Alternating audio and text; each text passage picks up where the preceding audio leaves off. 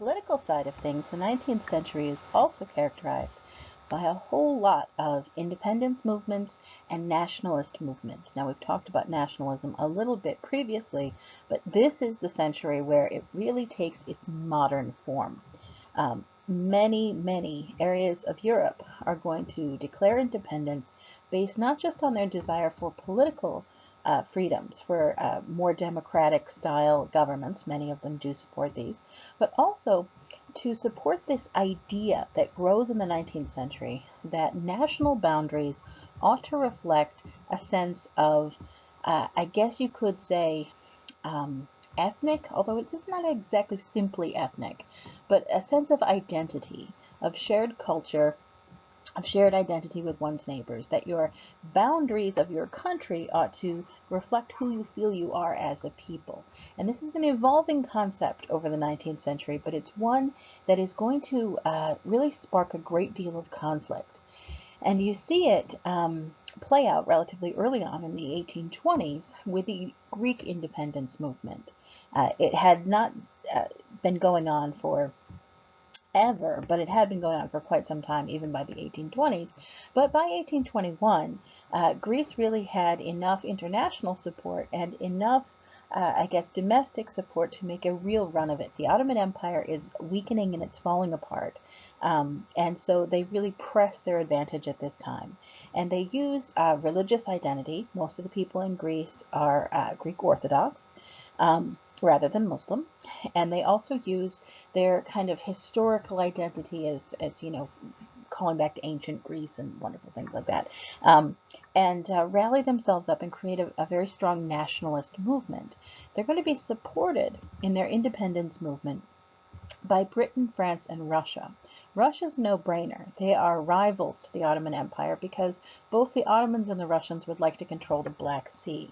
That's this body. Okay, so along the same lines, Queen Victoria is going to come to the throne in Britain in 1837. She's going to last forever. She's going to reign from 1837 to 1901. Victoria gives her name to this age. We refer to this as the Victorian period, both in British history, even really elsewhere. Like, you can buy a Victorian house, if you like, in the US. It just refers to something that is characterized by this middle to the end of the 19th century. Victoria lives a very long time, and she's going to have a great deal of cultural impact on the monarchy in Britain and on society in general. She comes to power at a time when the monarchy is on the downswing in terms of its political power. She still has a fair amount of political power, but really most of the decisions are being made in Parliament, and Parliament has been expanded. Franchise has been expanded somewhat in Britain, and so more people can vote. It's becoming a more and more democratic style institution. And so she has a less of an active role in governing policy. However, Victoria does take a very active role in designing how she perceives the future of monarchy, the future of aristocracy to be. She is someone who is a little bit unusual in this way. Now, she comes to the throne. She has a strong German background. The throne of Britain has been in the hands of the Hanoverians for some years, and because of an inheritance issue, she comes to the throne, and she's 19 years old. She's quite young, and she decides to marry one of her cousins. Everybody, the royal family's always married one of her cousins, Albert, another German prince, and so they're quite a German household, as it turns out. And she rules. That's not really here nor there, but she's going to suffer a bit in that way because she's not universally popular. It takes her a while to kind of work into an established popularity in her early years. And part of what makes her a little different from other monarchs is that, unlike, if you think back to what Charles II was like, the party-in-chief kind of king, or kings earlier than that, or even queens earlier than that, they tended to behave in a very distinctively royal way. In other words, they acted kind of as they chose to, and they were more or less above reproach. They didn't worry about it.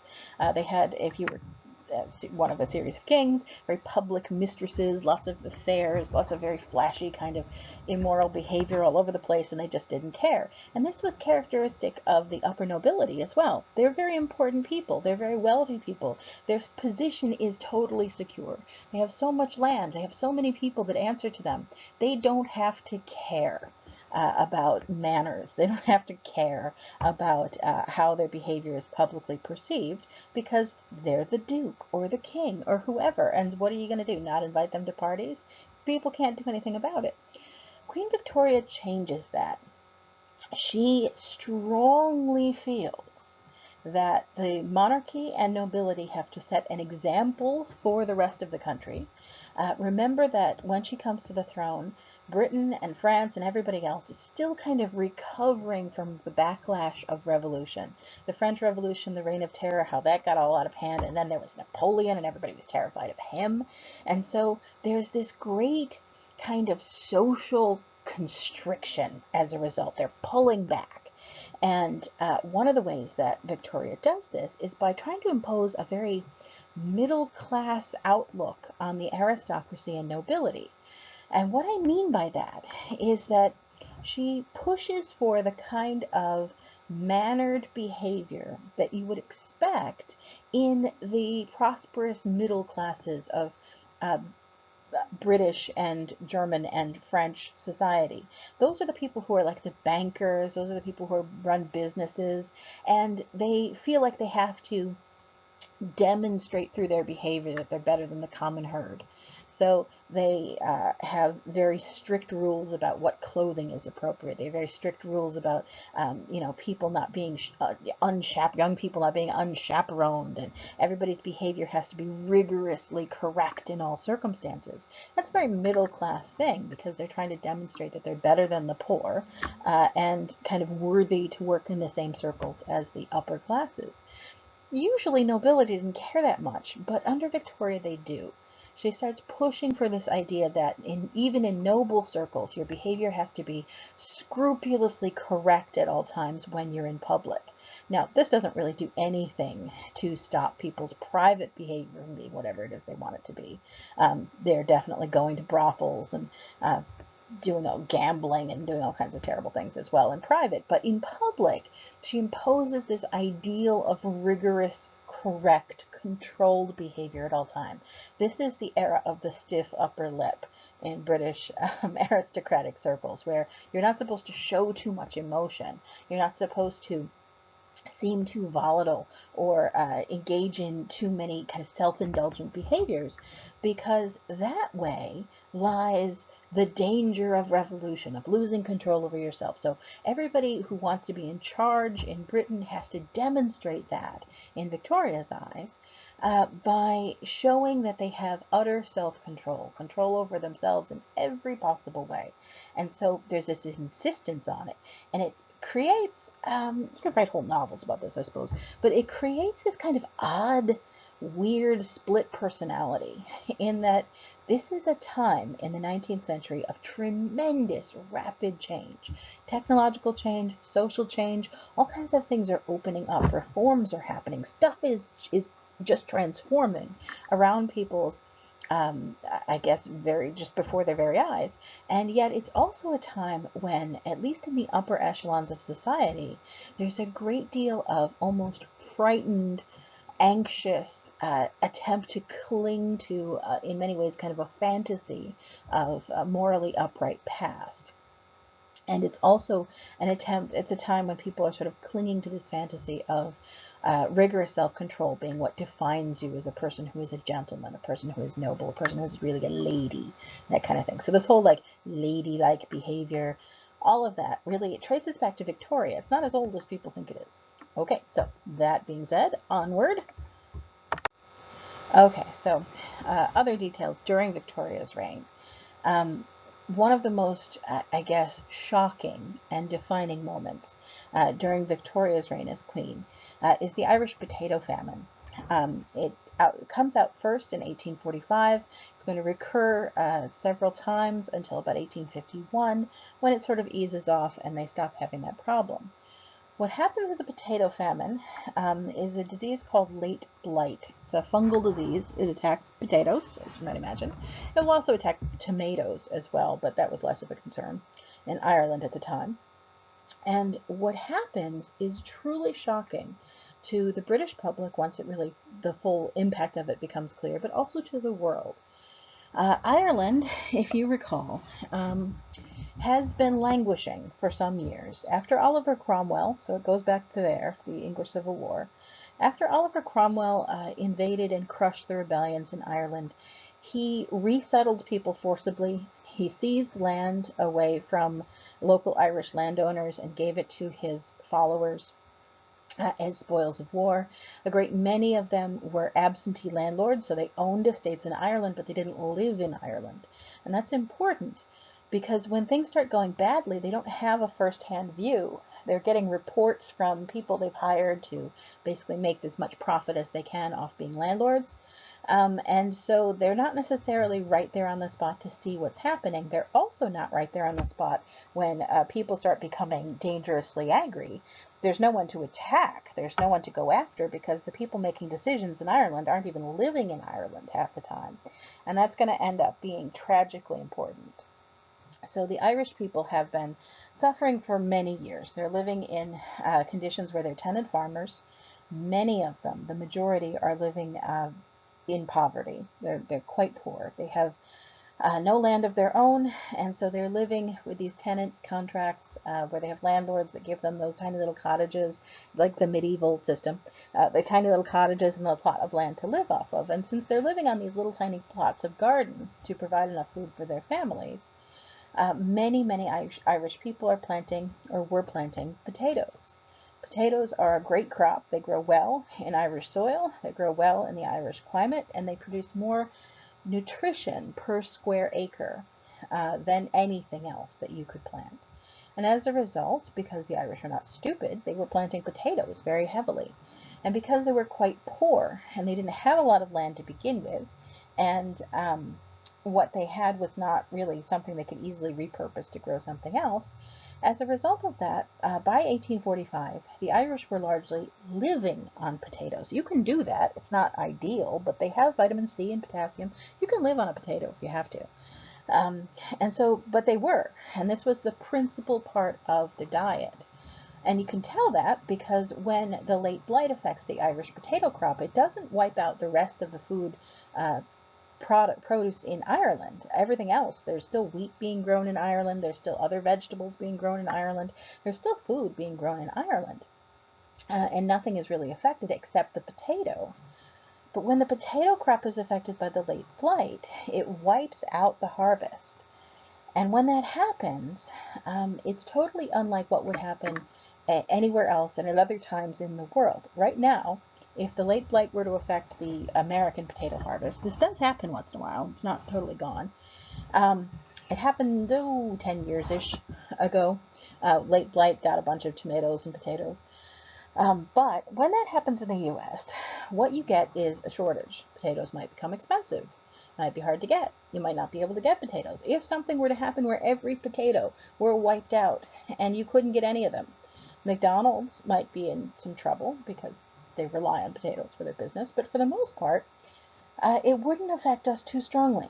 We'd buy rice, we'd buy wheat, wheat flour and other things. And those might become slightly more expensive as a result of the lack of potato, but generally speaking, we'd be fine because we have lots of different food options. What happens in Ireland when the potato crop fails is ultimately 1 million people starve to death. And that is one of the most shocking failures of governmental administration anywhere in the world in the 19th century. Ireland, during the potato famine, this is the shocking part to give you a sense of just how bad it was, never stops exporting food while people are dying of starvation. And that has a lot to do with what we already talked about, absentee landlords, and people in Britain who are the ones making decisions for Ireland. It's their government that's running Ireland from abroad, not really being fully aware of what is happening. The news about the late blight registers a little bit too slowly in British Parliament. They don't react as fast as they should. You have some readings in your Kishlansky book if you're interested about this. You can get some letters back and forth and reports from Parliament, etc. And if you read them, what you see is a lot of skepticism. First of all, people in Britain don't realize what a big deal it will be, or would be, if the Irish had no potatoes. They don't realize just how reliant on potatoes the Irish were. Secondly, the people who were running the land, people who were actually managing, those people who weren't absentee in Ireland, were very frequently sending reports to England that were deliberately underestimating how bad the conditions are likely to get. So you get a lot of letters saying, oh, you can't trust the Irish peasants, they're just lying about this, they complain all the time about everything, can't listen to them, it's not going to be that bad. And so by the time the British government starts reacting, it's too late. People are already dying, the conditions are already dire, and it is horrible. It is such an enormous public failure. It infuriates the Irish people, as you can imagine. People go from hungry to stabby very quickly. And desperate people have nothing to lose, and they're very, very dangerous and hard to rule. That's going to happen. In addition to that, the British are, at this time in the 19th century, very busy grabbing up land, talking about empire, talking about colonialism, talking about expansion, and trying to argue that the world would be better off if Britain had more of a hand in running it. We're going to get to places like India and Africa in just a bit, and we talk about British presence there. The fact that right next door, the British administered an island where they just let 1 million of their people starve to death makes them look horrible. Deservedly. They deserve to look horrible. And it really ends up being a powerful argument in the anti-imperialist movement. It also, and it's this moment where the Ottoman Sultan, who's struggling at this point, trying to hang on to his empire, embarrasses England by sending a big public donation to help out the poor in Ireland. And, it's a big, huge thing.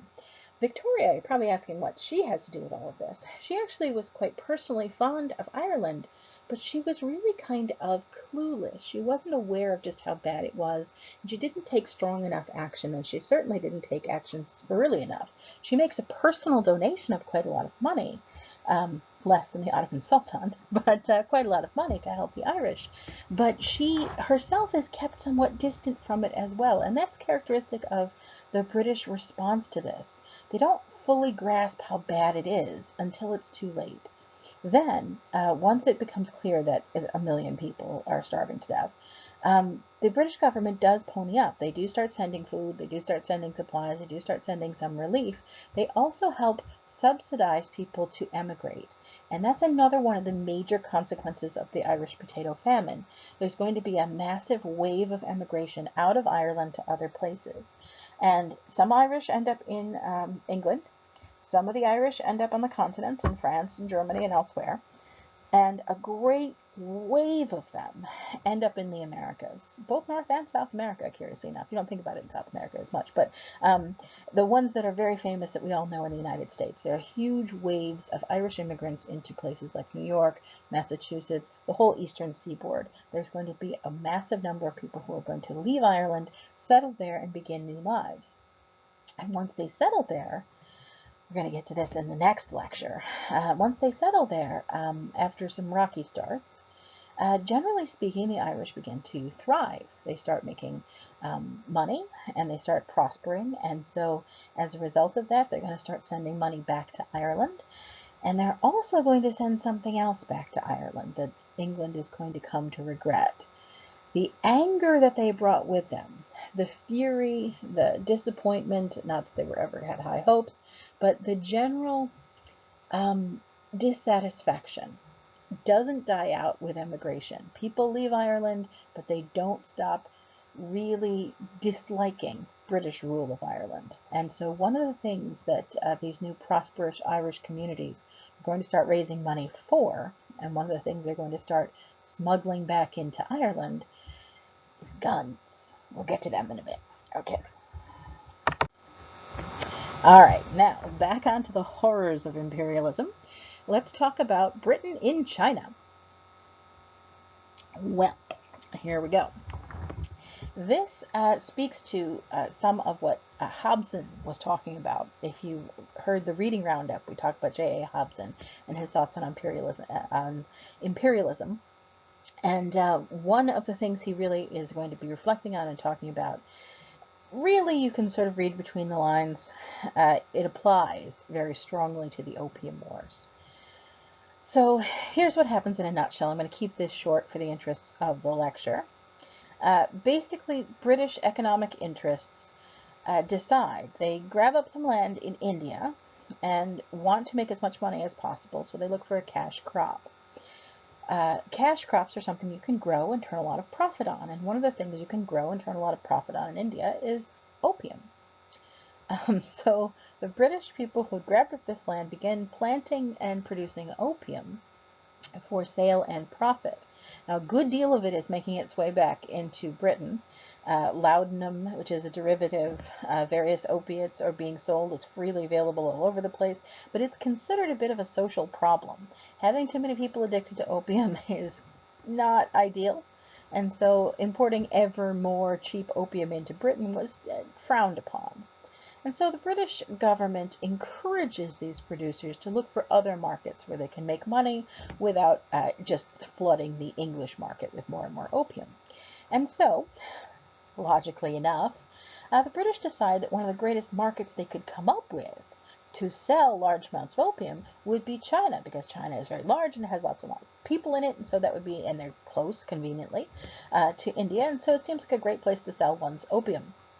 So they begin doing this. The Emperor of China objects, and he goes to the British and says, "You can't sell opium in my country, I want you to stop." And they say, "No, we're not going to stop." And he says, "Well, fine, I'm going to close my ports to British ships. We'll have no trade with Britain if that's how you're going to be. You can't sell opium in China, period. I'm the Emperor of China, that's what I've decided."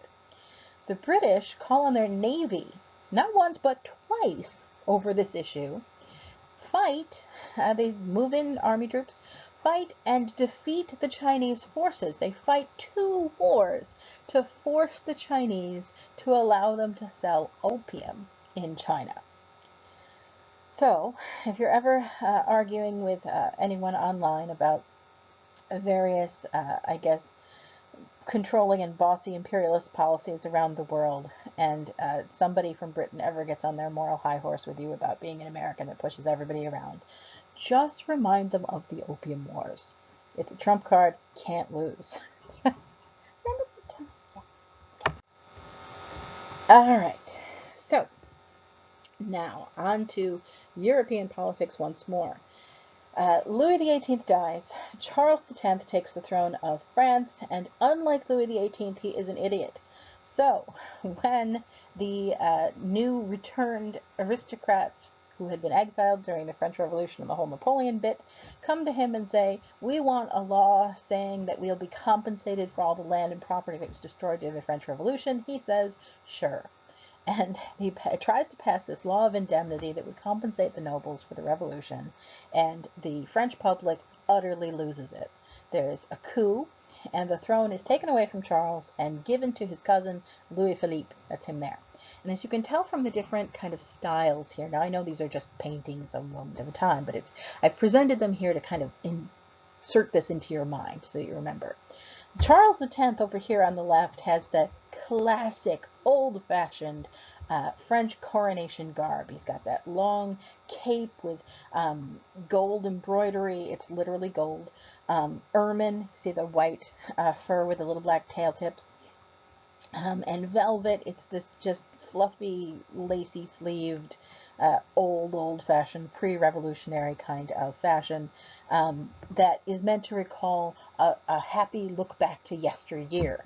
As you can see, Louis Philippe on the other side, he's going to adopt a custom that is going to be prevalent during this time, where monarchs are going to leave aside the old-fashioned lace and hose and all that, good old-fashioned 18th century garb, in favor of dressing in military uniforms. This is something that increasingly monarchs are going to do. I think you could argue they're inspired by Napoleon. But whoever they're inspired by, what they're trying to do is make a visual break with the way that royalty presented themselves in the past, and present themselves instead as a new kind of modern style of royal. Somebody who's progressive, somebody who can roll with the punches, somebody who's not going to try to return us to the Middle Ages or, the era of Louis XIV, which would be modern, but, absolutist. But instead be the kind of monarch you can get behind. Louis Philippe is going to be reasonably successful. He's going to hang in there for about 18 years until 1848, when another wave of revolution is going to come up. And again, I'm giving you the very fast version here, but basically he's going to be toppled as part of yet another outbreak of revolutionary movements across Europe. Now, you don't have to be able to see the details on this map. I just wanted to give you the big picture. Everywhere you see a red dot is a revolution from on or around 1848. Everywhere you see one of those red kind of, or yellow kind of spiky things, that's where a ruler is abdicating. And so the revolution is so significant that it's knocking a ruler out of place. And as you can see from this map, there's just tons of them. They're all over Europe, especially in Central and Eastern Europe. There's going to be tons of these revolutionary movements. Many of them are inspired by nationalist groups that want to redefine the borders of where their country is to more accurately reflect who they perceive themselves to be. Some of them, it's just about politics. Some of them, a lot of them, it's about trying to promote a more representative government where people have the right to vote over their leadership. It really just kind of varies place to place, but there is a tremendous amount of this revolution. And a lot of what the leaders of these revolutions are using to promote it is what is going to happen in France. They're pushing for political reforms. They're also pushing for social progressive reform. This guy, who is going to take over in France, Napoleon III, sometimes known as Louis Napoleon, that's his first name is Louis, but he's going to go by Napoleon. He's the nephew of the first Napoleon, is going to come to power in France by election. There's a coup, but he actually wins an election to take over from Louis Philippe, who was the king who took over from Charles.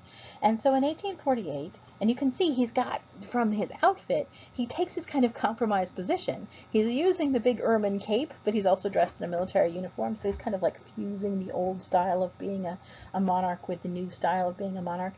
He's going to call back to his uncle's grand heyday when France was conquering the whole world and France was on top of the heap and France was great and great and great. So he's going to call back in that way to those who are moved by nostalgia, but he's also going to promise a very progressive political platform, which will result in more, I guess, protections for people, socially speaking, as much as anything else. Not so much in the political sphere, but we'll get into what exactly he's promising in just a bit. So he wins an election. Ultimately, he stages kind of a further coup and starts declaring himself an emperor. He calls himself Napoleon III. This is a little piece of trivia. Just like there is no Louis XVII who was ever king, really, in France, it was just a reference to the kid who never was king. There was not a Napoleon II either. Napoleon I was the Napoleon. Napoleon III is this guy. And Napoleon II is Napoleon's son, who was never in charge of France. So, I mean, technically, after Napoleon abdicates and is sent off finally to St. Helena, you could argue, I guess, that Napoleon II sort of takes the throne, but he never runs France. So, anyway, out of respect for his now dead nephew, or cousin, Napoleon III calls himself Napoleon III. Okay. What he promises is change that will benefit people in practical ways. That's what Napoleon I was famous for as well, if you can remember all the stuff he did. Napoleon III is going to do his level best to modernize the infrastructure of France. He does a lot of road building, he does a lot of bridge building, he revamps the maritime fleet, he promotes the farm economy with subsidies and investment in better equipment and better farming techniques and education in those levels. He promotes the idea of the Suez Canal. It's not going to be built for a while yet, 1860s. But then he's going to also promote the expansion of education, widespread availability of public education, including for girls. That makes him quite a bit more progressive than Napoleon I. And you can see the paper on the right there. This is reporting on how he's declared a new policy to try to create the extinction of poverty. Dun, dun, dun. That's what he's going for. So he has all of these public works. He's presiding over a time of tremendous technological change. You can see this is a building site that people are going by with their horse-drawn buggies. If you look at the left picture there. But most importantly, what that picture is it's a drawing. It was recreated in a newspaper. But what it's showing here is something that should give you a sense of just how fast things are changing. Not only is there this beautiful scaffolded up building site, but it's being illuminated for work at night. It's a night scene. And it's being illuminated, check out those towers, by electric lights. He puts in some of the first electric power anywhere under his reign because it's just being invented. This is, as I said several times at this point, a time of tremendous technological change. Okay, now for the Crimean War. All right. So, the origins of this war are a little bit complicated, and I'm not going to get into too much detail, but here's what happens. Europe is in turmoil. There are revolutions all over the place, and a question arises about the Black Sea again. Remember how there was tension about it during the Greek independence movement? Well, that's never really quite gone away. And the long story short goes this way.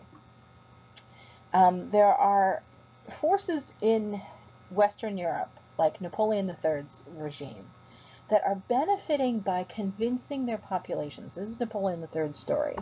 He convinces the French that he is a progressive, that he promotes freedom, that he promotes self-determination for countries, that he promotes these nationalist movements out of concern for kind of brotherhood and fellowship for other people and their right to determine their own political fate. And so in the Crimean Peninsula, there are a number of people who are Russian Orthodox rather than Muslim, and there are a number of people who see themselves as culturally more Russian or Ukrainian than as part of the Ottoman Empire. And so Napoleon III ultimately supports people inside the Crimean Peninsula and then outside it and the rest kind of the Black Sea area in their desire to be independent of the Ottoman Empire. He initially starts with that, but what happens ends up turning into a little bit of chaos. So, long story short, he sends a bunch of letters to Russia, and he talks about how wouldn't it be great if Russia had more control over the land they traditionally claim around the Black Sea? Wouldn't it be great if Russia had more influence? And what he's trying to do is stir them up to go after the Ottomans, in the hopes that he can kind of swoop in and claim moral support for these new independent nationalist movements around the Black Sea. However, what happens is that Russia thinks, what a good idea. Maybe we will declare war on the Ottomans. And then Britain pulls a whole big, whoa, wait, we don't really want that. We don't want the Ottomans gone because then Russia will control the whole frickin' Black Sea. If the Ottoman Empire crumbles and falls apart, then Russia will become very popular and they're going to become very powerful. They're going to control all this territory. They're going to have access to the Mediterranean. They're going to have not just access, but they're going to have dominance over the Black Sea and that route into the Mediterranean. They're going to cause us all kinds of competition. They're going to cause us problems. It's going to upset the balance of power. We don't want that. That's a bad thing to happen, France. Stupid move, Napoleon. And so Napoleon III waffles, and he's like, wait a minute, you're kind of right. So here's what happens. Russia declares war on the Ottoman Empire, largely because the French encouraged them to. Then France and Britain declare war on Russia in defense of the Ottomans. And everybody goes streaming into the Black Sea area to fight, and it ends up turning into a disaster. Here we have a map, so you can sort of see the Black Sea as we're talking about. The Crimean Peninsula is this up here to to the north. You can see it labeled. There's been a lot in the news relatively recently about it. It's part of Ukraine now. And so this is the kind of theater of the war. And as I mentioned before, the French kind of flip-flop a bit.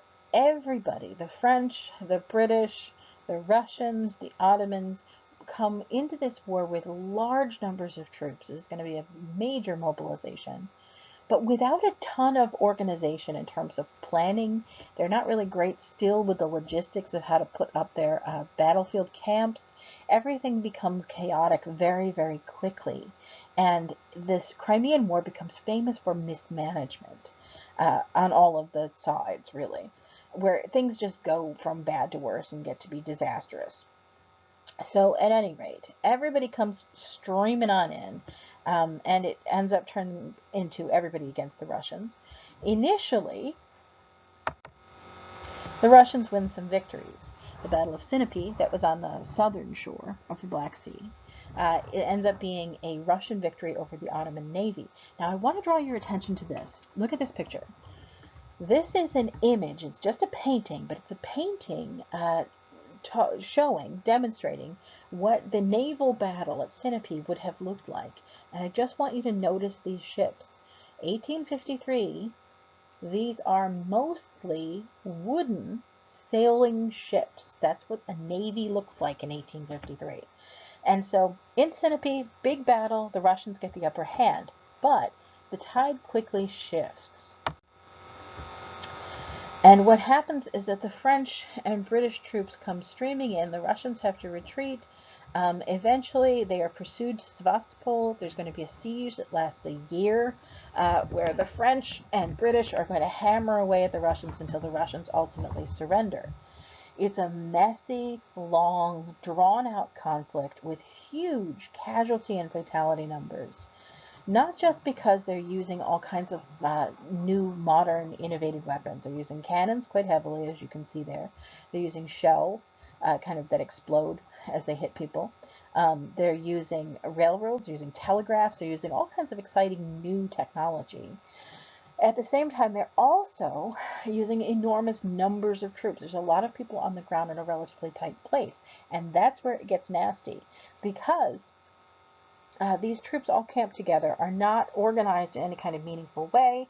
They're not set up in an ideal situation, and so disease starts ravaging the British, French, Russian, and Ottoman camps, and people start dying in the thousands and thousands, not of battlefield wounds or deaths, but of preventable disease.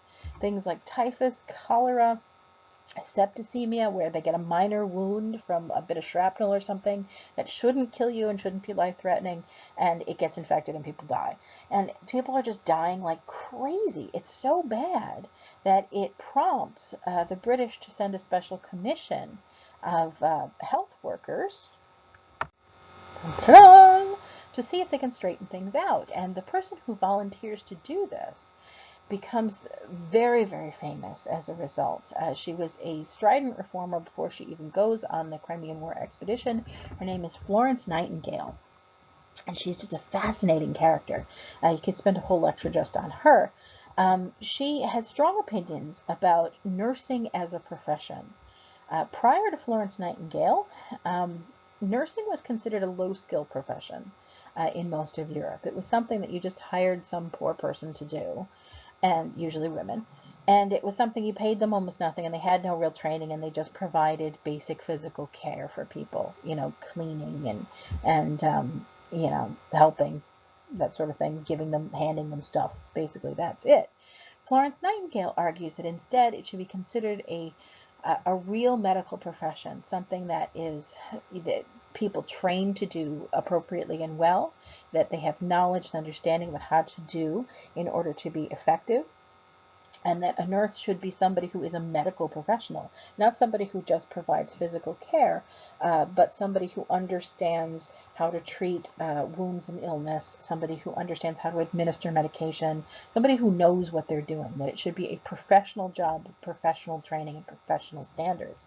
That's Florence Nightingale's deal. And she shows up with a team of more than 38, I think, nurses in the Crimean War, and she's put in charge of the field hospital. And she immediately reorganizes everything. She's like, this is horrible. I don't know what you think you're doing here, but you're passing infection from person to person.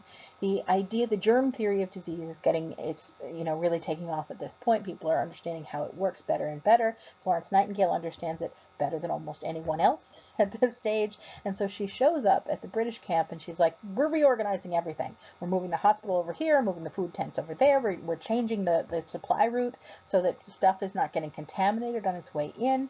We are reorganizing the hospital so that sick people are kept away from people who are simply injured. She changes everything up. She puts in different standards, different things, and she pays for some of it out of her own pocket.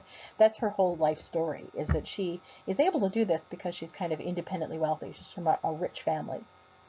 And she also is able to call on her rich friends to make donations to make this kind of thing happen. At any rate, she reorganizes everything, fixes up the situation, and the death rates begin to plummet from preventable disease and that kind of thing. Even so, by the time Florence Nightingale showed up, even after she's fixed things, basically the numbers don't lie. In the Crimean War, disease killed like half of the British troops that show up, and 2/3 of the French are going to be killed by disease as well, that die. And so as a result of that, it really pushes governments, the British, the French, everybody else, to really investigate and invest in the ideas and reforms promoted by people like Florence Nightingale to make things safer and less destructive in order to fight wars without just dying for no reason. Okay, so after the war, Florence Nightingale puts together a report. She also is going to publish a book too, but that's neither here nor there. She puts together a report for the Royal Commission on the Health of the Army.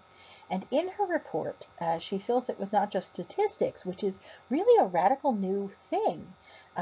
It's not that they didn't exist at all, but it was very uncommon in British governmental reports or British governmental studies, or really any studies of anything, to use actual mathematical statistics to talk about conditions, in this case medical conditions, and Florence Nightingale is going to be an innovator in this. She also is an innovator in when she presents her report, not just using the statistics, but presenting them in graphic form. She's very famous for these. They're called her polar diagrams on the left there, which shows the causes of death. So the blue, if you can see the blue, this is preventable deaths. That usually it's disease, but it could be accident, I guess. Preventable deaths. And then the red is death in action, and then the black is other causes. And so she puts these together, and each wedge represents a month. And so the size of the wedge represents how many people died. So the bigger the wedge, more people have died. And then the colors represent the proportion. And so what she demonstrates with her wedge diagrams is just how many people were dying of disease. And this is going to impress upon the British government how important it is to make these reforms to hospital care, and how important it is to make the reforms to how they organize their field camps and hospitals to make sure that people can avoid this if they can. And so, as you can see it, because of Florence Nightingale's changes, the way that it wraps around, it's hard to explain without being able to point to it, I suppose, but this is the earliest, so there's nobody dying because, nobody's there. And then we have from July, it wraps around this way to March the next year, and then it picks up over here from March, the end of the following year. And what happens, and you can sort of see this, because of Florence Nightingale's reforms and because of the changes, not only do deaths decrease significantly, but the proportion of deaths that come from avoidable disease causes goes way down compared to the deaths that are going to be just from straight out warfare, which you can't avoid in a war. So she presents her findings in her report. However, because she is a woman, she is not allowed to actually appear in Parliament to present her report. She's not allowed to speak in Parliament, and so she had to have somebody else present her work for her there. This is one of those things that is going to really inspire the movement for women's suffrage and for women's rights in Britain. It was already well established. We've already talked about it. But Florence Nightingale ends up becoming, if not a personal champion, it's not that she's going to rallies necessarily for women's rights. She ends up becoming a kind of an example that's held up over and over again when women are arguing for their right to be admitted into universities, when they're arguing for their right to be admitted into professions. They say, look at Florence Nightingale and all the good she was able to do, all the lives that were saved because of her work. By blocking women from doing jobs, what we're doing is messing ourselves up, where we are giving up half of our potential as a country to make changes and to accomplish great things. And so it's stupid and we shouldn't do it, and women should be allowed to make their contribution as much as they can. So that's the argument. All right, so Britain's grabbing up land, as we've mentioned. They are consolidating their control in India. There had been colonies established there up until this point. Get into a little tussle with the Dutch, and eventually in 1858, they're going to seize control over India outright and establish a government there that is referred to as the British Raj. They're working with kind of local leaders in a client state kind of capacity, but now after 1858, those client rulers are more or less directly taking direction from the British, and the British claim India as part of their empire outright. They're going to loot it for as much as they can. You can see down in the bottom left corner the Kohinoor diamond, 105 carats, fantastic thing. They're going to loot it for as much of the treasures as they possibly can get out of it. They're going to establish, as we mentioned with the Opium Wars, places where they can grow cash crops and sell them abroad. They're going to create a system that Britain believes will benefit it in the long run, where raw materials are being produced, like cotton, in India, and then shipped to Britain to be produced into cloth in British mills, and then shipped back to India to be sold to the Indians as finished goods. And of course, at every level of this, it's the people of India that kind of have to pay the import-export costs and all that kind of jazz.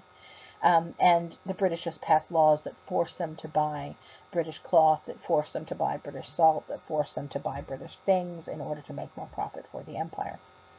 So they set this on up, and they begin a policy during Victoria's reign of absolutely aggressively pursuing imperialism. They're trying to create and expand an empire all around the world.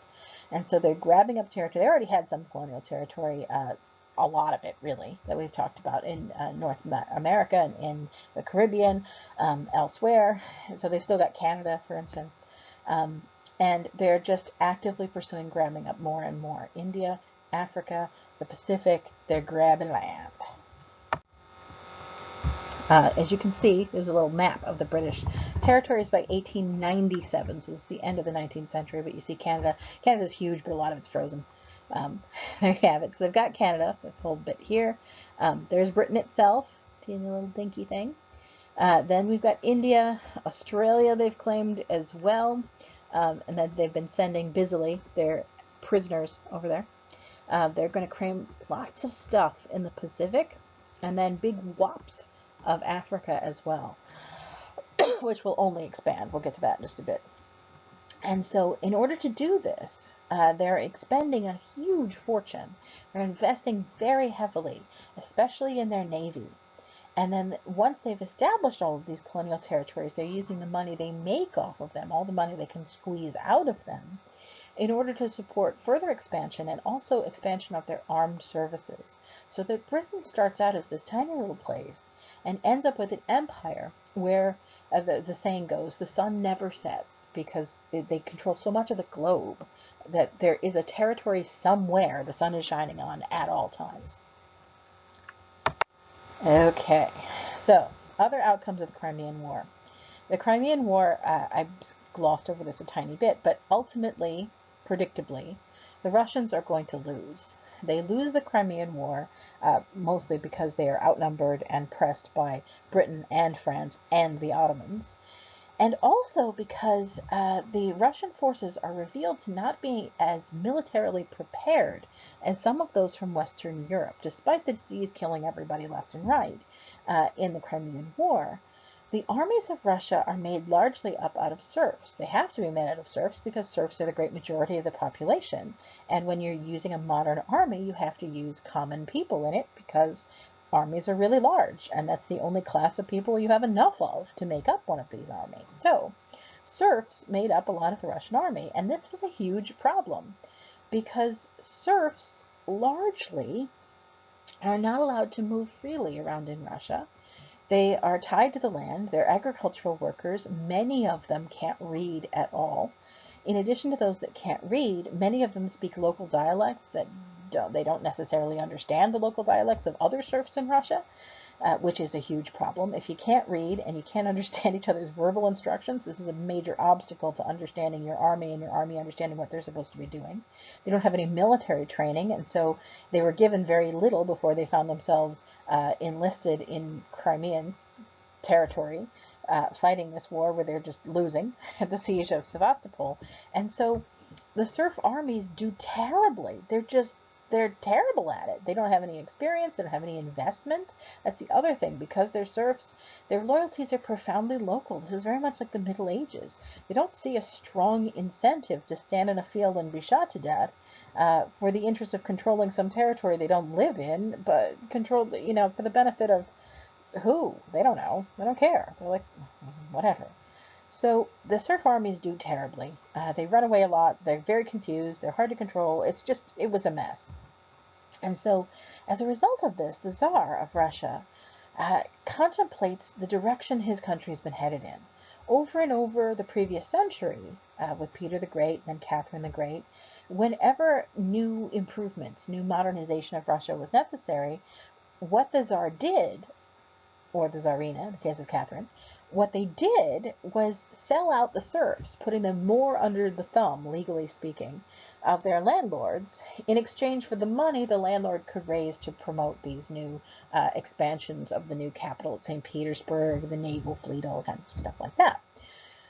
Now, Alexander's like, oh, maybe that was a bad move, because now we have this serf population that has no military readiness. This might have been a poor choice in the long run. And he decides it probably makes most sense. And this is an era, too. It's 1861. This is the same year that the American Civil War is breaking out, largely over the issue of slavery. And so he looks at the serfs and is like, well, maybe it would make the most sense if we emancipate the serfs, if we eliminate their legal restrictions that tie them to the land, undo some of these traditional ties that give their landlords the right to control so much of their lives. If we free the serfs, we can start moving Russia toward a more modern, more militarily ready population. It'll be great. We're going to do that. It's going to be awesome. So he decides to do this. Good. However, he waffles on the best way to make it happen, which is bad. The landowners, as you can imagine, are very much against this scheme. They're like, but we like our serfs. We like having a lot of power over them. If you get rid of our working population, who's going to actually grow the food? This is going to be terrible. What are we going to do? This is awful. And Alexander's like, well, just calm down. Calm down. I understand you're upset about that. The landowners are like, if you free our serfs, which we consider our property, then you're going to have to indemnify us. You're going to have to pay us for the damages and the losses we're incurring. And Alexander, because he's an idiot, says, okay, I guess I will. But here's the problem. You can't tax landowners in order to pay landowners. They're not going to go for that. They're not stupid. And if you don't tax the landowners, where are you going to get the taxes from? Serfs don't have any money. They don't have any property. They're serfs. So he frees the serfs, so now you're not serfs anymore. You don't have the same contracts and protections that serfs had enjoyed in terms of security. They may not have had a lot of freedom, but they had a lot of security in their farm holdings. You don't have those protections anymore. Now you're going to have to work. You can do whatever you want. You can go wherever you want, but you don't have any education or training to do anything other than be a farm worker, so most serfs are going to be farm workers, but now they have to work for wages. But there's lots of them. There's no demand for serfs, and so now their employers are in a situation where they've been promised money for losing the labor of their serfs and control over their serfs. They have a ready-made working population that doesn't know how to do anything else and doesn't necessarily want to move. And now they're in a situation to hire their serfs at more or less whatever wages they decide to pay. The serfs are in a situation where they're free, but they're told, get this, that over the next several years they're going to have to pay back the government for their own freedom. So now serfs have to work for wages, but they're going to have to pay those wages in taxes. And the landowners have been free of their traditional contracts, and so now they no longer have to even provide the perks that they had traditionally had to provide. And so what happens is this whole thing turns into a giant mess. And now some serfs are going to triumphantly leave their home farms, travel into the cities, get an education, do all kinds of exciting, thrilling things with their lives. A great many of them are just going to end up being even poorer than they were before. This is going to blow up big for the Russians. Okay, it's going to take a long time to get there, but it's going to blow up. Just trust me. Okay, so now Giuseppe Garibaldi, as I mentioned, this is a time of tremendous nationalist and independence movements. Garibaldi has a fascinating life. He starts his nationalist efforts in Italy, promoting the idea of a single united Italy as a single country, a way to be part of the balance of power in Europe. He starts this in the 1830s. It goes badly. He ends up getting kicked out of the country, and he's going to travel to Latin America, Uruguay particularly, and he's going to be a revolutionary there and support the Uruguayan independence from Spain. It's going to be a very dramatic life. And then in the 1850s, he's going to return to Italy at the invitation of a guy from Piedmont, Sardinia, which is up here. See this blue? The king of Piedmont, Sardinia, Victor Emmanuel, is going to invite Garibaldi back to work with the independence movement of Italy again. And so Garibaldi is going to do it. He's going to pull together his supporters.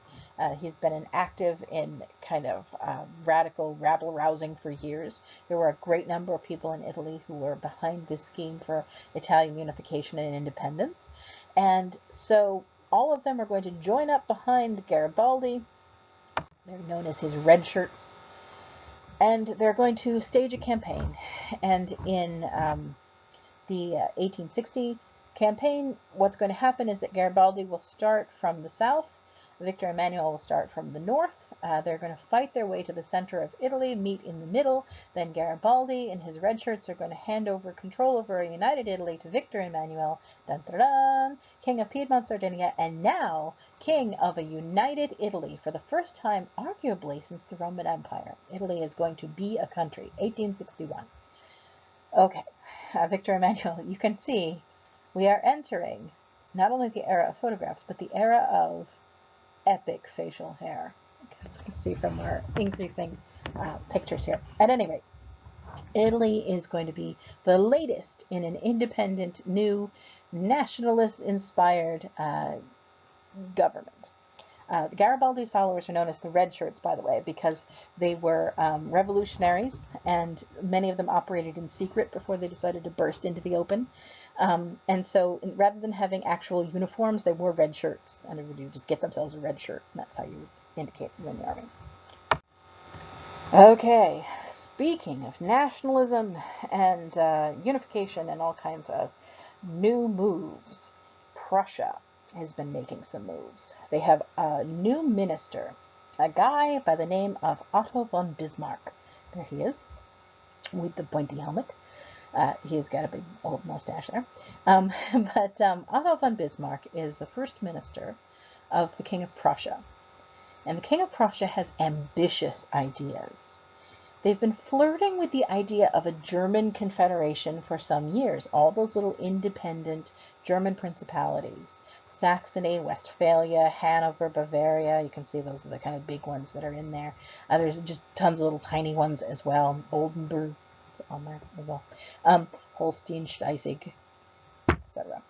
They'd been toying with this idea of a German confederation for some years. Even in the Congress of Vienna, going all the way back to 1814, there had been talk about this. Initially, Prussia kind of squishes that talk down because Prussia's the largest of these German principalities, and they really want to be running the show, if at all possible. Bismarck is going to be the architect of a lot of the changes that are about to happen with the creation of a united Germany on the horizon. And Bismarck is himself a very interesting character. The 19th century is very much the age of ideas. You have socialists and communists and nationalists. You have people who support every political iteration there is. Everything from monarchists to hardcore Democrats who think that people should only have a true representative direct democracy. You have people who are straight up communists who think that that should be the new way people go. You have people who have every kind of ideology. You have everything, we'll get into racist ideology in a bit. You have racist ideologies, you have religious ideologies, you have ideologies coming out people's ears. It's an era of ideologies. Bismarck is famous for really turning his back on that. By privately saying that that's just not how it works. Nations, he claims, are not formed out of ideas. Nations are formed with blood and iron. Blut und Boden. That's how it works. He has a very pragmatic approach. He's willing to use, very practical, he's willing to use ideologies as long as they benefit him. He'll give speeches about nationalism, about how Germans should have their own country, where they have their own culture and they have their own sort of German nation. That should exist because of all the reasons that nationalists like to give for things. But privately, he's willing to organize his political moves not out of adherence to that kind of ideology, but out of whatever is most practical at the time. That's Bismarck's deal. And he's going to be clever enough to wrangle his way through the Franco-Prussian War. All right, so it's 1870. Here's the deal. Bismarck has been consolidating power in the northern part of what will later be Germany. It isn't Germany yet, but they're forming a confederation. Prussia is glomming up allies in land. This threatens Napoleon III. Napoleon III is not honestly the brightest light on the Christmas tree. And he feels threatened by Prussia, but he also feels like he could easily beat Prussia if it came down to it. And so they get into a little bit of a tussle. And Napoleon III complains that Prussia is grabbing up too much territory in the north part of what would later be Germany. Germany complains and basically says that France can't tell them what to do. France requests that some parts of German territory be given to France that was seized after Napoleon's whole debacle. And Prussia declines. They refuse, but they refuse in such a way that it's reported in a Prussian newspaper that they said something quite insulting about the French. This isn't exactly true. It was a little bit of a media manipulation. But what it does is that it makes Napoleon III, who's a master of using the newspaper to get his ideas across, it makes him look bad and weak. People think France has been insulted in the public, and so Napoleon feels like he has to do something about it, and so Napoleon III declares war on Prussia, which is exactly what Bismarck wanted. Bismarck's like, ha ha ha, and he leaps into action and he mobilizes the Prussian army. And this is where Napoleon III was an idiot. He clearly didn't have adequate intelligence about just how organized and large and prepared the army of Prussia was. They mobilize against the French, win very swift victories against them, invade France itself, and have captured Paris by 1871. This was a complete, I mean, it caught everybody in Europe by, you could hear the indrawn breaths. It caught everyone in Europe completely by surprise that this had happened. I mean, France had just, a few decades before conquered all of Europe and kept pushing them around with Napoleon I. Now, Prussia just steamrolled over them like they were nothing. And it shocked not just France, who had to come to a treaty terms, and it was very upsetting and deeply shaming. It's going to be the end of Napoleon III's political career. Not only did it shock France, but it shocks Britain, it shocks Spain, it shocks everybody in Europe who was not prepared.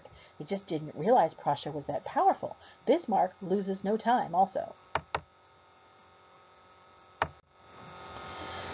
He's going to stand beside the king of Prussia, who will declare himself Wilhelm, who will declare himself a new emperor of a united Germany. And the title in German for emperor is Kaiser.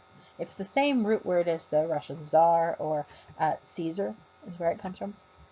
But so we have a new Kaiser, an emperor of a united Germany. Dun, dun, dun. And so North and South are claimed. It looks roughly on the map like what Germany looks like now. All of that is glommed in together, and the balance of power in Europe has shifted again. As you can imagine, this is going to throw everybody else in Europe into something of a panic, especially Britain. Now, France is really panicked, but they're in a weakened position. They've just been beaten in the Franco-Prussian War. They're deeply embarrassed, humiliated, and terrified by that. But Britain is freaked the heck out. They didn't see this coming. They've got a new rival on the horizon. They're not sure how they want to react to that. Everybody is getting very, very nervous. Okay, so this is what it looks like. As you can see, this kind of lovely aqua blue, greeny, bluey color in the center. That's the German Empire. Bum, bum, bum. And it is going to redraw the map very fundamentally on Europe. We have another big country. Now, this is something that Woody Allen once pointed out. France had been around as a country forever. They have large colonial holdings in the 1870s. Britain has been around basically forever. They have large colonial holdings in the 1870s. Austria has been around basically forever. They have some colonial holdings, but they have lots of, seaports, etc. The whole thing going. The Ottoman Empire is falling apart. Italy's a new country all of a sudden. Germany is now a big, large, new country with a fair amount of coastline and no big colonial imperial holdings. What Woody Allen said one time is that World War I happened because Britain owned the world, that empire upon which the sun never sets, and Germany wanted a piece of it. And that is in many ways a relatively fair assessment. Now that they're on the scene, the German Empire is now going to start aggressively pursuing a policy of trying to balance their influence against the other established nations. And they're going to do that by trying to grab up colonial territory anywhere they can. And since a lot of the world has been kind of already claimed by other nations, they're going to concentrate in Africa. We'll get to that in just a bit. Okay, so social stuff we've got to whip on through here. Now, Charles Darwin, 1859, is going to publish Origin of the Species. It is an absolutely seminal text where he describes natural selection and the process by which organisms, including humans, change over the years. They evolve. That's the whole evolution thing. From generation to generation, because they vary at random, and then those that inherit a randomly more adaptive characteristic will pass those genes on to the next generation, whereas those that inherit a randomly less adaptive characteristic will not pass their genes on to the same degree to the next generation. This was a radical idea. It was something that many scientists and many kind of popular people found very interesting and very inspiring. It was not universally accepted. Darwin, poor guy, he was quite devout for most of his life, devoutly religious. He's condemned by basically every church in Britain and Europe, and it hurts his feelings very badly. And so he ends up breaking with his own church. It's a whole long story. But he has his detractors. He has people who argue that this is a terribly offensive thing to think, and they argue that Darwin is wrong. But this is something we're going to talk about more in our next lecture.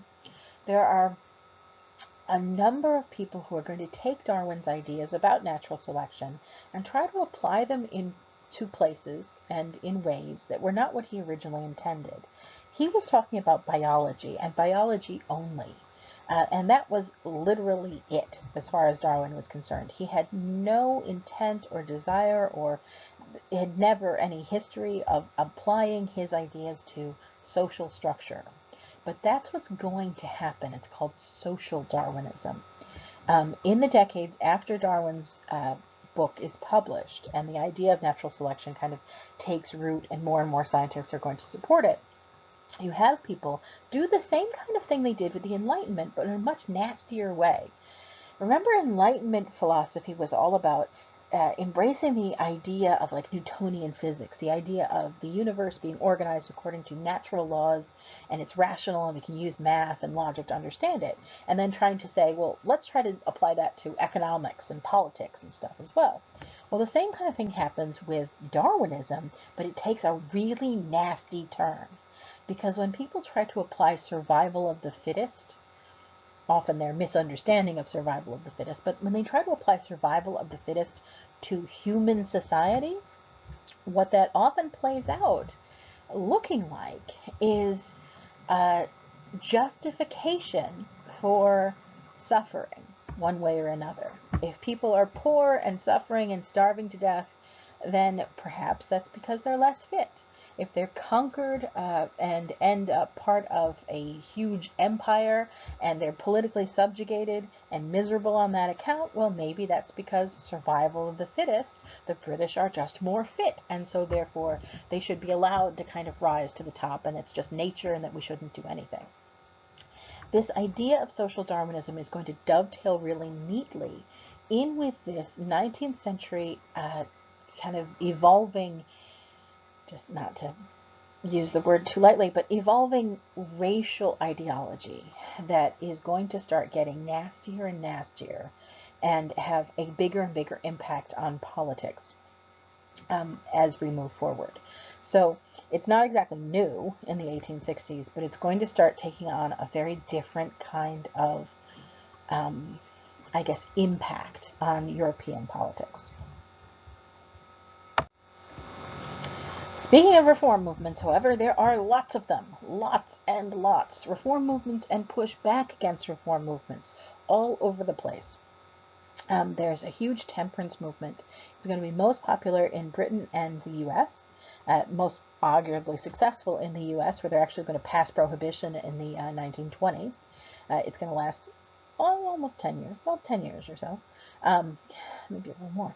But at any rate, there's going to be this effort to try to stop people from drinking because it is perceived to be a social ill, something that is bad and is a destructive force in society and bad for people. And so the people who argue that alcohol ought to be prohibited, they're referred to as the Temperance Movement, that you shouldn't drink. And it ends up being as popular as it is, largely for the same reasons we were talking about. If you go watch the Reading Roundup, and we talk about the conditions of the working class in Britain, one of the things that comes up in some of these texts is the consumption of gin. And if you go watch the Reading Roundup, I'll give you a little background there about the consumption of gin in Britain and how it really transforms society in a sense, because people who had been accustomed to drinking relatively low alcohol but alcoholic beverages start consuming like hard liquor at the same time that they're living in industrial towns, so they're all packed on top of each other in horrible living conditions, and it just gets nasty, and there's domestic violence all over the place. And so as a result, it makes a lot of sense that you have people arguing that alcoholic consumption is bad, that it contributes to all kinds of horrible things. It's certainly not helping in most areas in Britain and the US.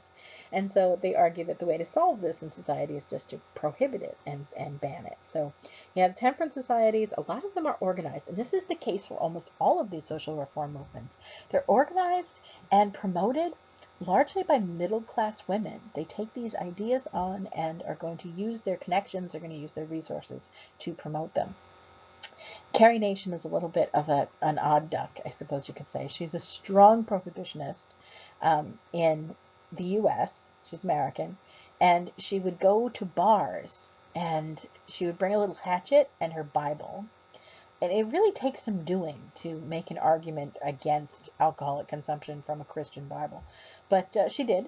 And she would go into a bar, read from the Bible, and hack up casks of alcohol and like spill them all everywhere. And somehow she didn't get beaten up doing this.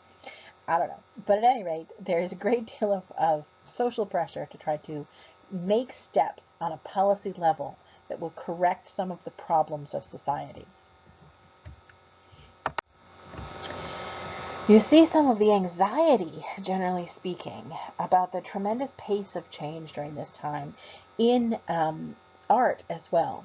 So specifically literature in this case. Charles Dickens, we're probably all familiar with Charles Dickens, Oliver Twist, Christmas Carol. I'm sure you're familiar with a bunch of it. Great Expectations.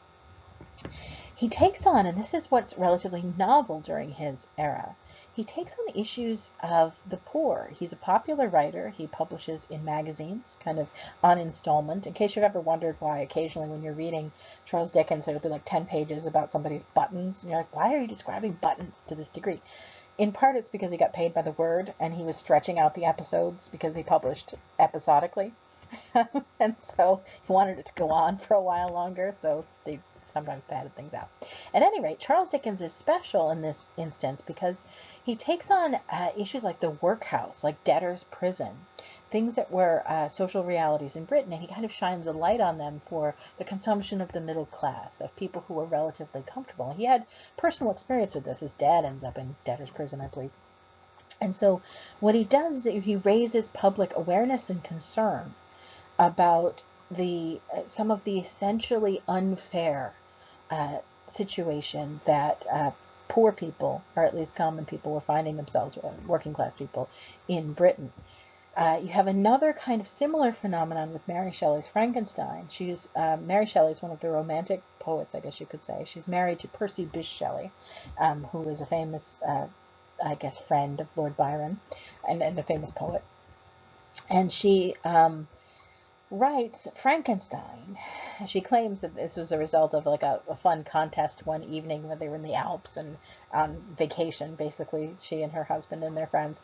And everybody challenged each other to write the scariest story, and so she sits down and writes Frankenstein.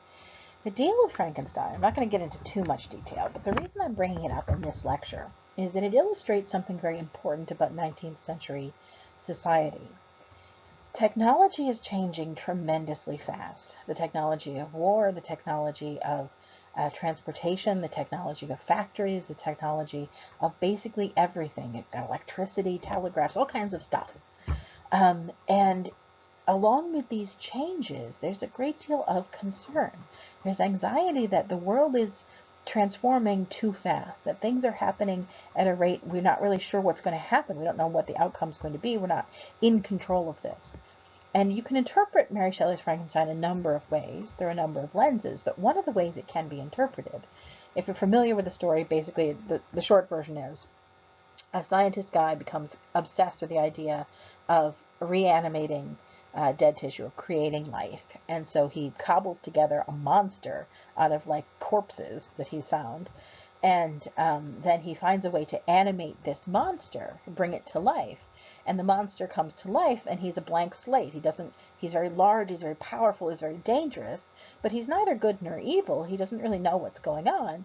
But once he comes to life, Frankenstein, who is the doctor, looks at him and is like, oh, shoot, what have I done? And he turns and he runs away. And the monster who's left alone then runs amok because he has no one to care for him, and he's treated very badly, and he then takes vengeance on creation as a result of this, and on his creator.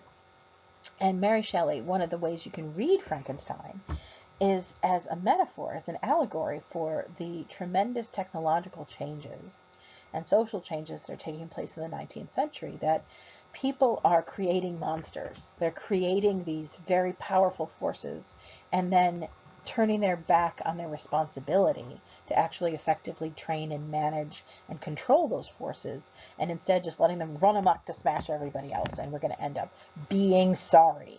So both of these reflect a kind of new social critique awareness and an anxiety about the direction that society is going in. Speaking of social anxiety, increasingly, these romantic ideas about wanting to preserve innocence, to protect people from forces of violence, etc., are gaining ground. And one of the societies that is popular at this time, the Society for Prevention of Cruelty to Animals, is going to succeed in passing laws that ban things like bear baiting and bull baiting. Bear baiting and bull baiting, in case you're wondering what they are, you can sort of see from the pictures, I suppose. This is, they go back to the Middle Ages. You saw, if you've seen Game of Thrones, you've probably seen little glimpses of this. They are, it's a game, I guess you could say, an event, maybe, where you get a bear, this is what bear baiting is, and you chain them to the wall, as you can see. And then you take a bunch of dogs, and you set the dogs on the bear, and then there's wagering. How many dogs will the bear kill? Will the dogs bring the bear down? That almost never happens because bears are expensive and dogs are cheap. But basically what you mostly bet on is how many dogs the bear will kill and how much time. And then the bear is contained, and that's how it goes. It's terribly cruel. It's a horrible way to get your entertainment, but it was a traditional entertainment. Same thing went with bull baiting. It's the same kind of deal. There'd be a bull, there'd be dogs, there'd be wagering. It's more or less how it goes. Those are both banned in the 19th century as just excessively cruel blood sports that shouldn't be something that are allowed to continue. And even though that becomes a popular sentiment, even though that ends up being dominant enough that a law is passed, there's pushback against it. The bull and bear baiting dogs are going to be repurposed in dogfighting rings. They go underground for the most part. But this kind of idea of wagering on a blood sport never really entirely goes away. There's progress, but there's also pushback. You see the same thing with all the other major social reform movements at the time. The abolitionist movements, their abolitionist movements are strongest in the U.S., where there's the strongest need for them because there are slaves. Britain has banned slavery in its territories at this point, as has France and everybody else. They've given up on slavery. But the American South has an economy that is flourishing and growing using slave labor. And yet there is a great abolitionist movement in the U.S. as well that's pushing for the basic moral unacceptability of this situation. There's also pushback. So you see one is an illustration of an abolitionist society. The other on the right there is a pamphlet describing the outrage this person feels that an abolitionist is going to be giving a speech and that we should all show up and shout him down, is the recommendation. So there is a great deal of tension that builds in the 1800s over slavery and abolition and the inherent rights of man, and that is going to ultimately break out in 1861 in the American Civil War. But prior to that point, there already was this kind of competing kind of fight over ideology. Is it okay to enslave people? Is it not okay? You have a similar kind of thing with women's rights and women's suffrage. Women's suffrage is specifically the right to vote. Women's rights in general would encompass not just the rights to vote, but also various other legal protections and rights to be admitted to higher education, that kind of thing. So there's going to be a strong and growing women's movement during the 1800s as well as a pushback against it. So once again, on the left, you see some of the illustrations and a photograph of a couple of suffragettes who are arguing that women should be given the right to vote. On the other hand, you have a poster giving a depiction of why we shouldn't let women vote, because if we do, men will have to do laundry and care for their children. The horror. The horror. At any rate, I don't know how they figured that would work, but okay. At any rate, there's a movement for social change. The idea of equality and justice is going to be a big part of this, as it is for a lot of other things. And yet there's also going to be a great deal of social resistance to that change. Okay, so interestingly, we have another kind of push and pull paradox. Fashion from right through the 19th century starts going through changes as well.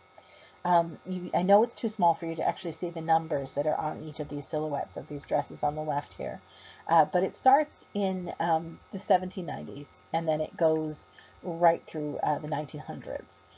And as you can sort of see the silhouette, this first one on the upper left is what you would see kind of right before the French Revolution.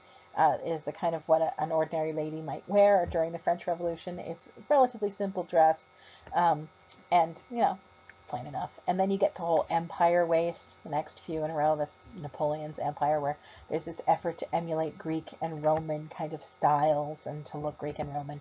And then, this is what I want to draw your attention to, and the reason I've included this graphic. You can see the 1850 to 1860 style right here. Once the war is over, once Napoleon is put in his place, and once things start to get back to normal, wealthy people want to start consuming more fabric to show that they have wealth. It's available, so they can do it. And so there's a big kind of push to go back to these larger, more voluminous styles. So either big puffy sleeves, or then later these hoop skirts where you can drape more and more fabric over out the outside to show how much wealth you have. Not only do these styles of fabric consumption come into play, but there's this effort, just like I talked about with Queen Victoria, and the promotion of the idea of rigid self-control and strict manners being ideal. Clothing style starts to emulate that, both for men and women. Clothing styles that are highly restrictive. So as you can see the difference in the silhouette of those two ladies that are circled there. You have one with the big puffy sleeves. The next one over, the 1860s dress, you can see how tiny her waist is in that silhouette because she's been yoinked into a really tightly laced corset. Corsetry had been around forever. It's the kind of standard foundation garment. People weren't wearing bras, they hadn't been invented.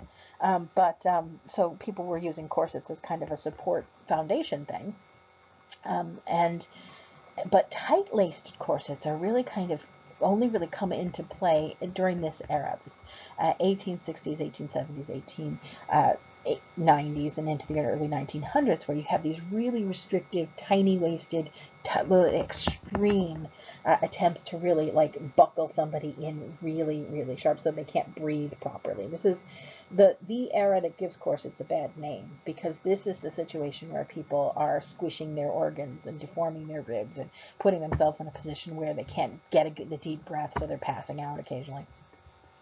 So that's bad. It's not as dangerous as the other problem, which is the hoop skirts. We'll get to that in just a second. But you have fashion that emphasizes this. The lady on the right there in this dress, she's got a hoop skirt and is tightly, tightly corseted, which means that she can't do basically anything. It really restricts her motion. It also, and this is a comment on the hoop skirts, which we're going to get to into in more detail, these big skirts, they're not just wide the way that skirts were prior to the French Revolution. They're round, which means there's a big circle around each woman where she can't get within much closer range she can't get too close to other people. She can't get too close to stuff. I mean, the skirts are flexible, they'll smish, so she can actually do some things and sit down. But it's very difficult for her to do any kind of practical work. It's very difficult for her to do any kind of strenuous activity in a dress like this. The purpose is to demonstrate that this is a lady who is primarily decorative. That's the purpose of these high fashion. Not everyone's wearing them, but these are the high fashion gowns. Men's fashion, as you can see in this central illustration, is hardly any better. It is better because they have pants, but it's not a ton better because they too are starting to see pressure to adopt this kind of wasp-waisted silhouette. Some men are wearing corsets, yes they did too, in order to achieve this, but even those that aren't have to wear these jackets that are cut very, very, very tightly. Now they have some room in the sleeves, so they're not bad once you get them on, but the jackets are cut so tight to the figure that you need help to get in and out of them, like you need someone to assist you to pull it on and off. So it's a way of demonstrating wealth without using a ton of fabric, because the only way you can get in and out of an outfit like this is if you have someone to help you, if you have a servant. And also, it emphasizes visually this idea of being very buttoned up. of being very tightly constrained. So both men and women are adopting this, and it only gets worse for women, men too, but it only gets worse for women in particular as the decades go on. By the time you get down here to the 1890s and 1900s, many women, the height of fashion is not just these tight corsets, but tight corsets in combination with a bustle and a tight skirt. So they really have very limited motion. These are quite uncomfortable garments. This centaur type silhouette is created by a bustle, so it's basically a basket on the back to like drape your skirt over. And it really is sort of designed to demonstrate women in this almost hobbled kind of silhouette and this hobbled kind of visual impression that they give, where they can't move very freely. They can't make large motions. They can't jump around, certainly.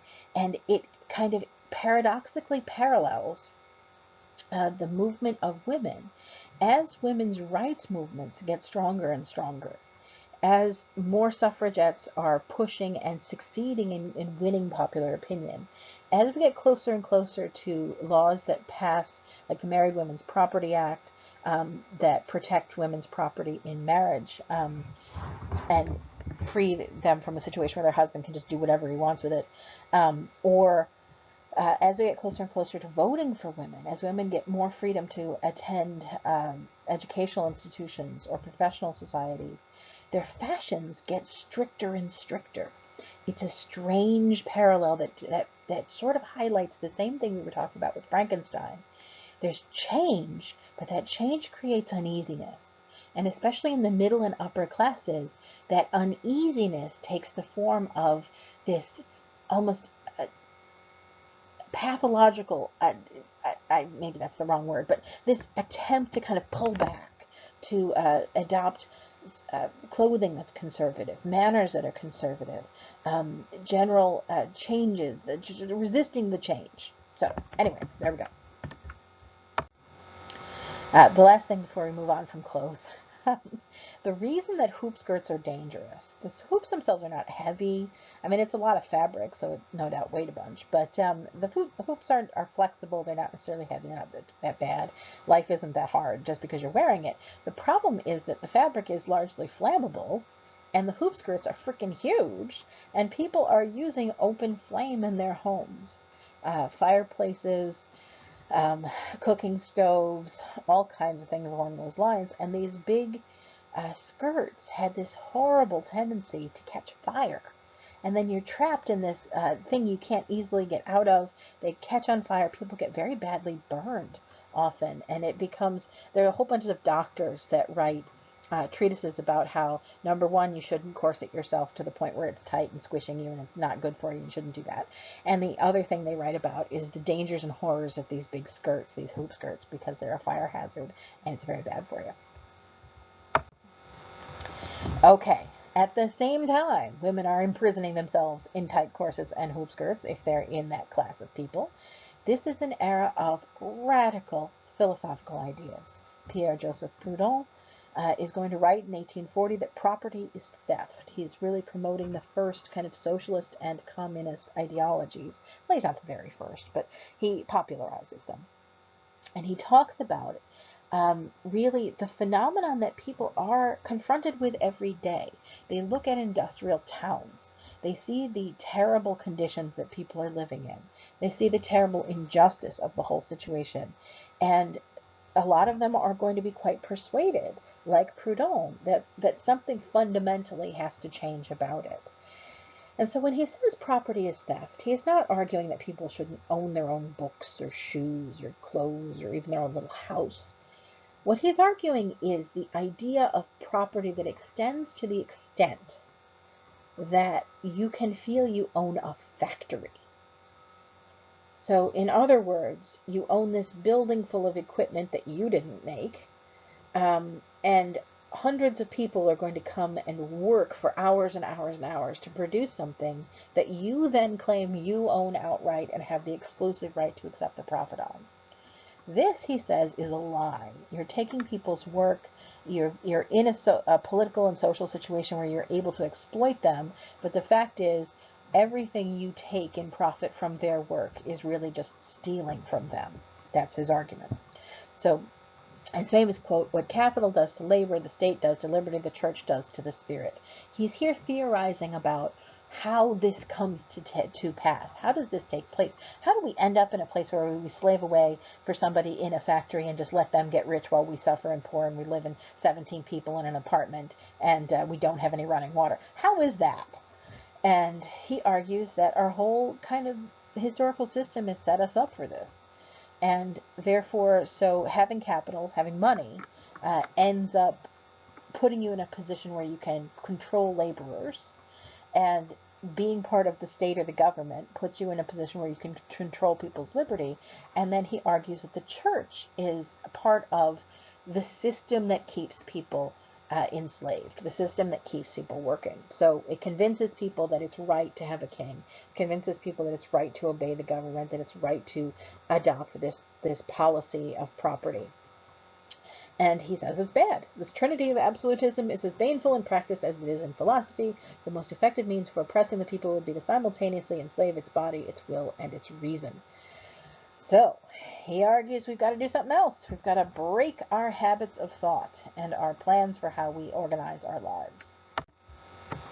That leads us to the Communist Manifesto. 1848. It's published by Karl Marx and Friedrich Engels. They are not the only people thinking along these lines, but what they do with the Communist Manifesto is lay out exactly what it is that communists think. That's what a manifesto is, and what they believe, and what they stand for, and what they want to happen.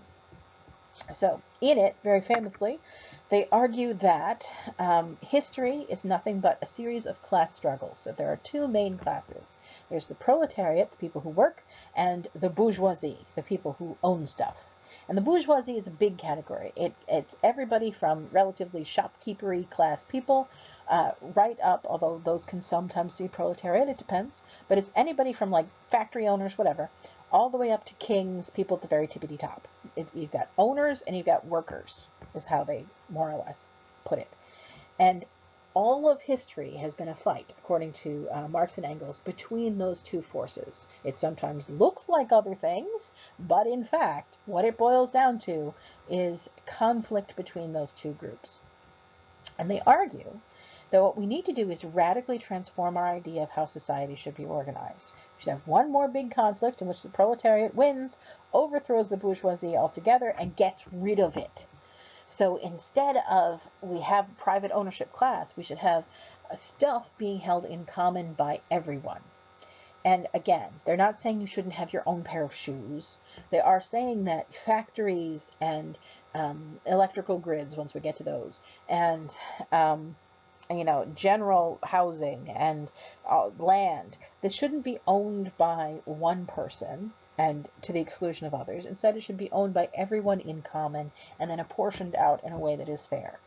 In the same way, everything should be provided to people in common and in a way that is fair. So everybody should have access to education.